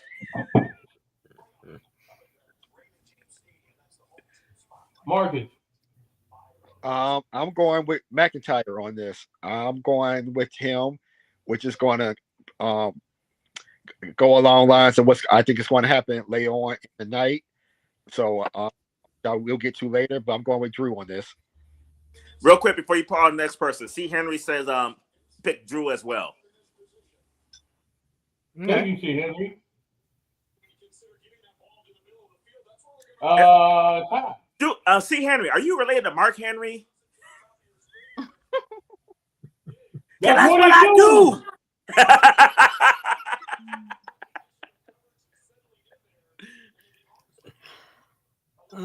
Ty? Before I give my prediction, it was the women's intercontinental match that they scrapped. It's supposed to be Lyra Valkyria and Dakota Kai. They scrapped it. But who cares? Yeah, I mean, really. Shit.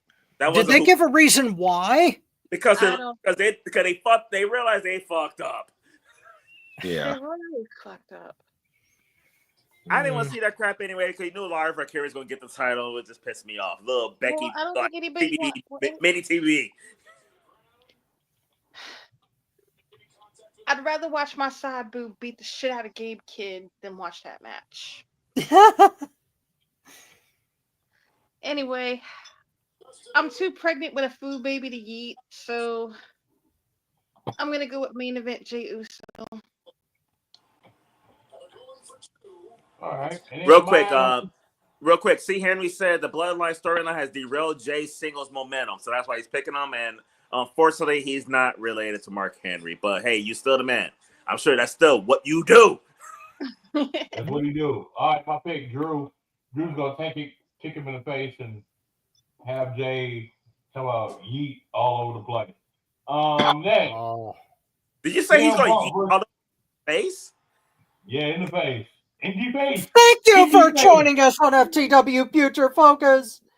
Next, CM Punk versus Seth Rollins. Boy, this one is gonna be a trip. Tap, go first.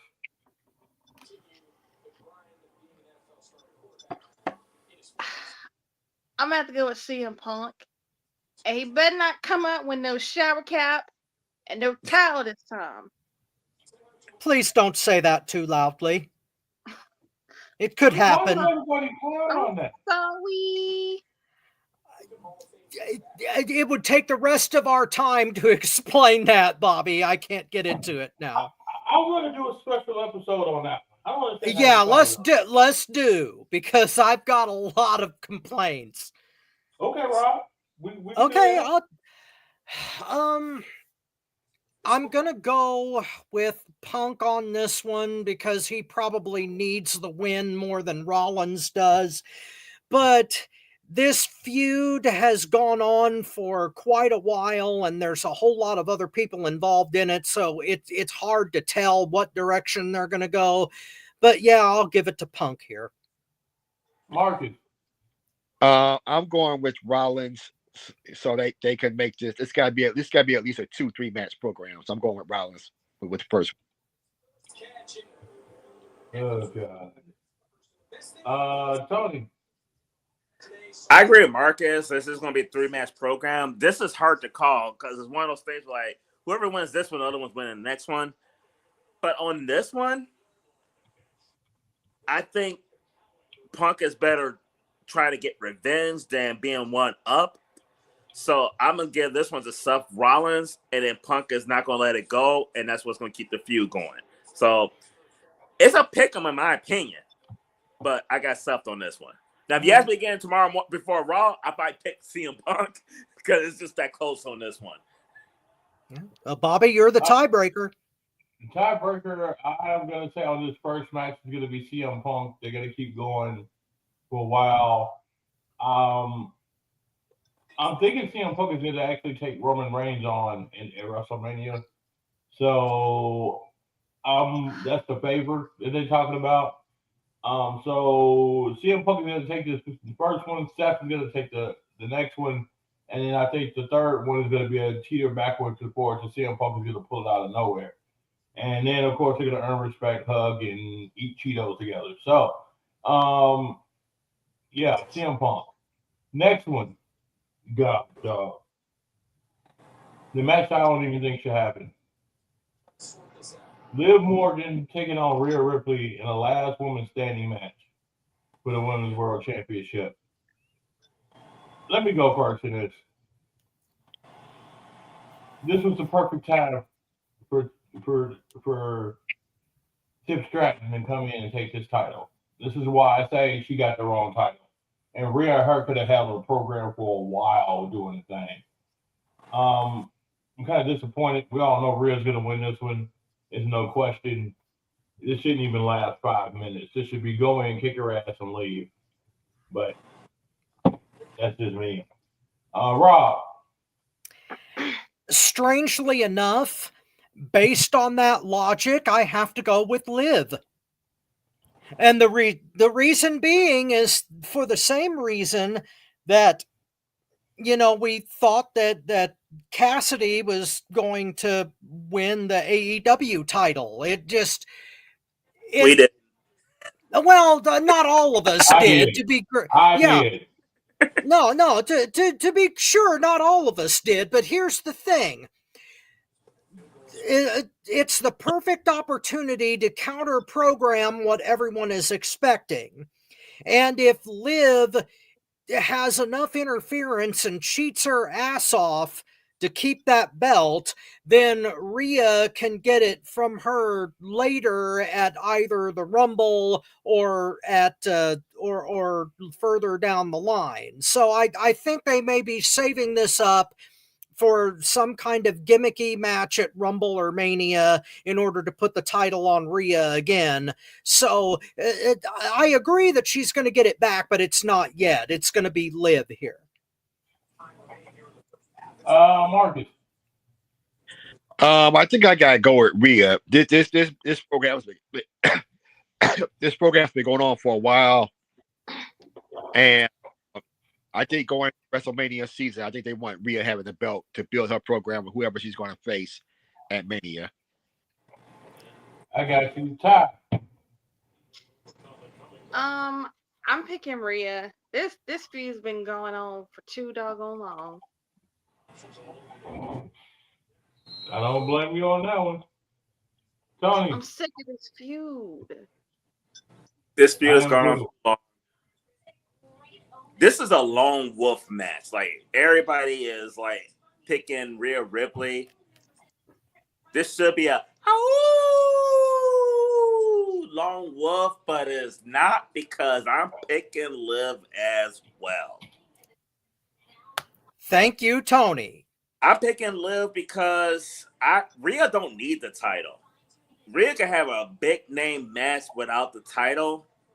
They could put Rhea in the Rumble win, lose, or whatever, and she's gonna shine in the Rumble. And I think she's a better fit for the Rumble than Liv Morgan. But Liv Morgan has Raquel Rodriguez and Dirty Dom, and whoever has Dirty Dom, that motherfucker is gold. I don't see Rhea Ripley. Honestly, if Rhea Ripley win this match, Liv Morgan need to dump Dom and slap Raquel Rodriguez in the face because Rhea has no help. She got all the help in the world. There is no reason to put the title on Rhea. Like, Liv's stock has been better since we've been. Liv is living her best life with Dom. Let her keep it living her best life. All right, Tony, I got a question for you. Yeah. My thing is, Rhea's reign was short. And Yeah. Rhea should have been a long-term champion. And she would have been. She didn't get hurt. Right. But don't you think that plays a factor in the Liv having now, since Liv has actually did determine that when she was hurt, actually won the, what do they call it, the woman thing that they did in Saudi Arabia, whatever the hell that was. Queen of the Ring. Yeah, the Queen of the Ring with that big giant armor-sized title. Oh, yeah, that was pretty funny. Yeah, I mean, think about it. I mean, I'm thinking she's done enough to where she can lose it right now and give it to Rhea, especially with them, going to Netflix. I mean, that's just me thinking. What do you think about that? I'm gonna go back to what you said earlier in the show. It's all about the chase for the babyface. Rhea is the ultimate babyface. She loses this match. Liv washed her hand. She's done with her. Rhea's not done yet, but she can't face Liv, so now she got to go into the Royal Rumble. Not saying she needs to win the Rumble, but she's still chasing. You still have your baby face chasing. I got you. Yeah, I got you. I can see that too. Well, okay, there are exceptions to the rule in that the babyface champion under siege can be a good storyline too. But I agree here. Rhea is probably better in the chasing role as the monster babyface coming for the little chicken shit heel than the other way around. So in this case, I agree. Anytime really Rhea's in the match, she's the favorite. Like, there is nobody in wrestling right now you could put in a real match and say Rhea's going to lose. I mean, me and Rob did, but we're thinking outside the box. But realistically, she's the ultimate wrestler right now, so she doesn't need the title. Oh, well, okay, it's not because Liv Morgan could beat her in a straight-up fight. It's because it's like the Road Warriors versus Arn and Tully. There's no the Warriors will eat them alive, but Tully and Arn still won the match because of shenanigans. That's what'll happen. Exactly, and the match is set up for shenanigans. Like, she can have all the help in the world, and there ain't a damn thing you can do about it. Yeah, especially with Dominic, who is still... People just want to kill that guy.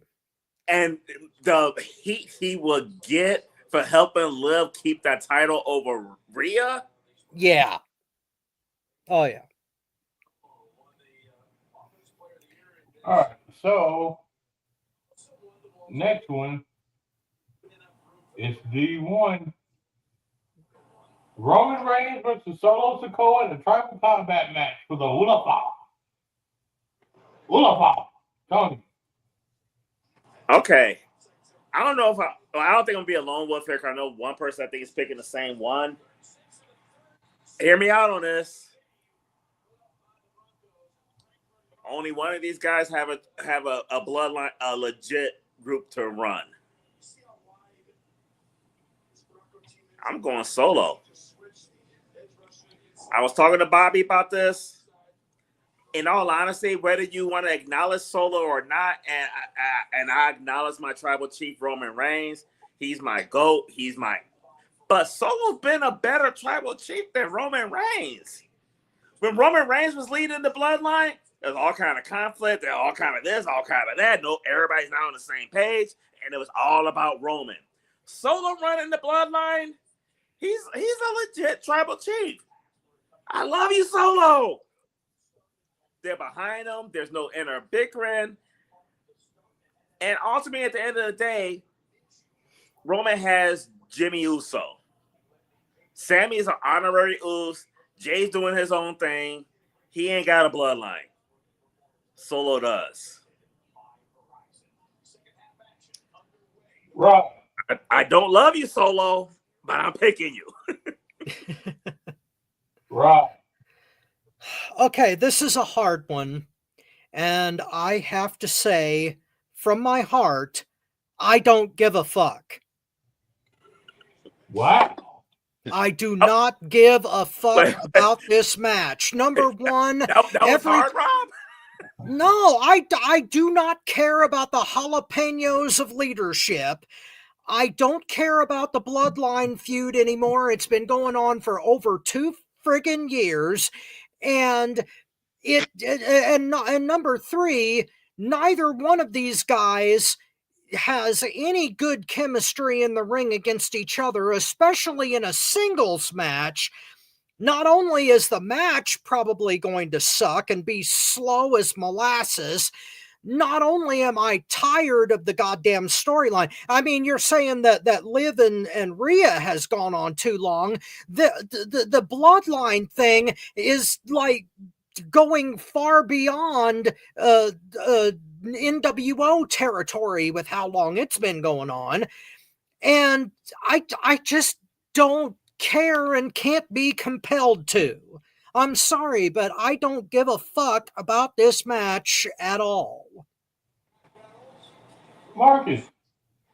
I'm also going with Solo, because I think he needs this way more than Roman does, and I think that with outside interference from Drew McIntyre to form that group we've been hearing about with him, Seth, and Owens.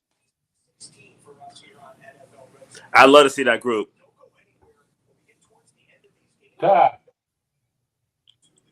Oh, y'all saving me the bet for last. I love it. No, I'm last. Okay, so I'm second to last. I don't like Solo Sikoa. I don't, and as much as I want to root for him, as much as I want to pick Roman and Solo, I don't give a fuck.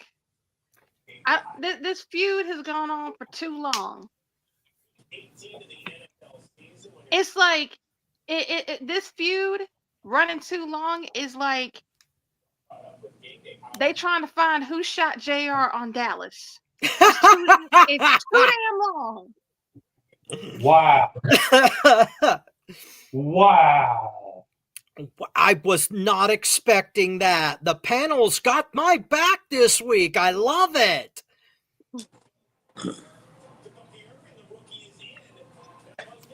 Well, Bobby, close us out.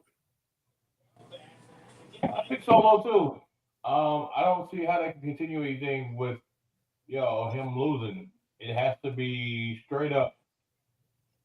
Just straight up him winning. And him continuing and torturing the hell out of Roman Reigns. I'm just shocked that two people didn't give a fuck on this match, because I think there is a lot more story to be told. Yes. This is long-term storytelling to its finest. Because we didn't even touch on the fact that Paul Heyman had to give the Ula Fala to the winner. Yeah. So I don't.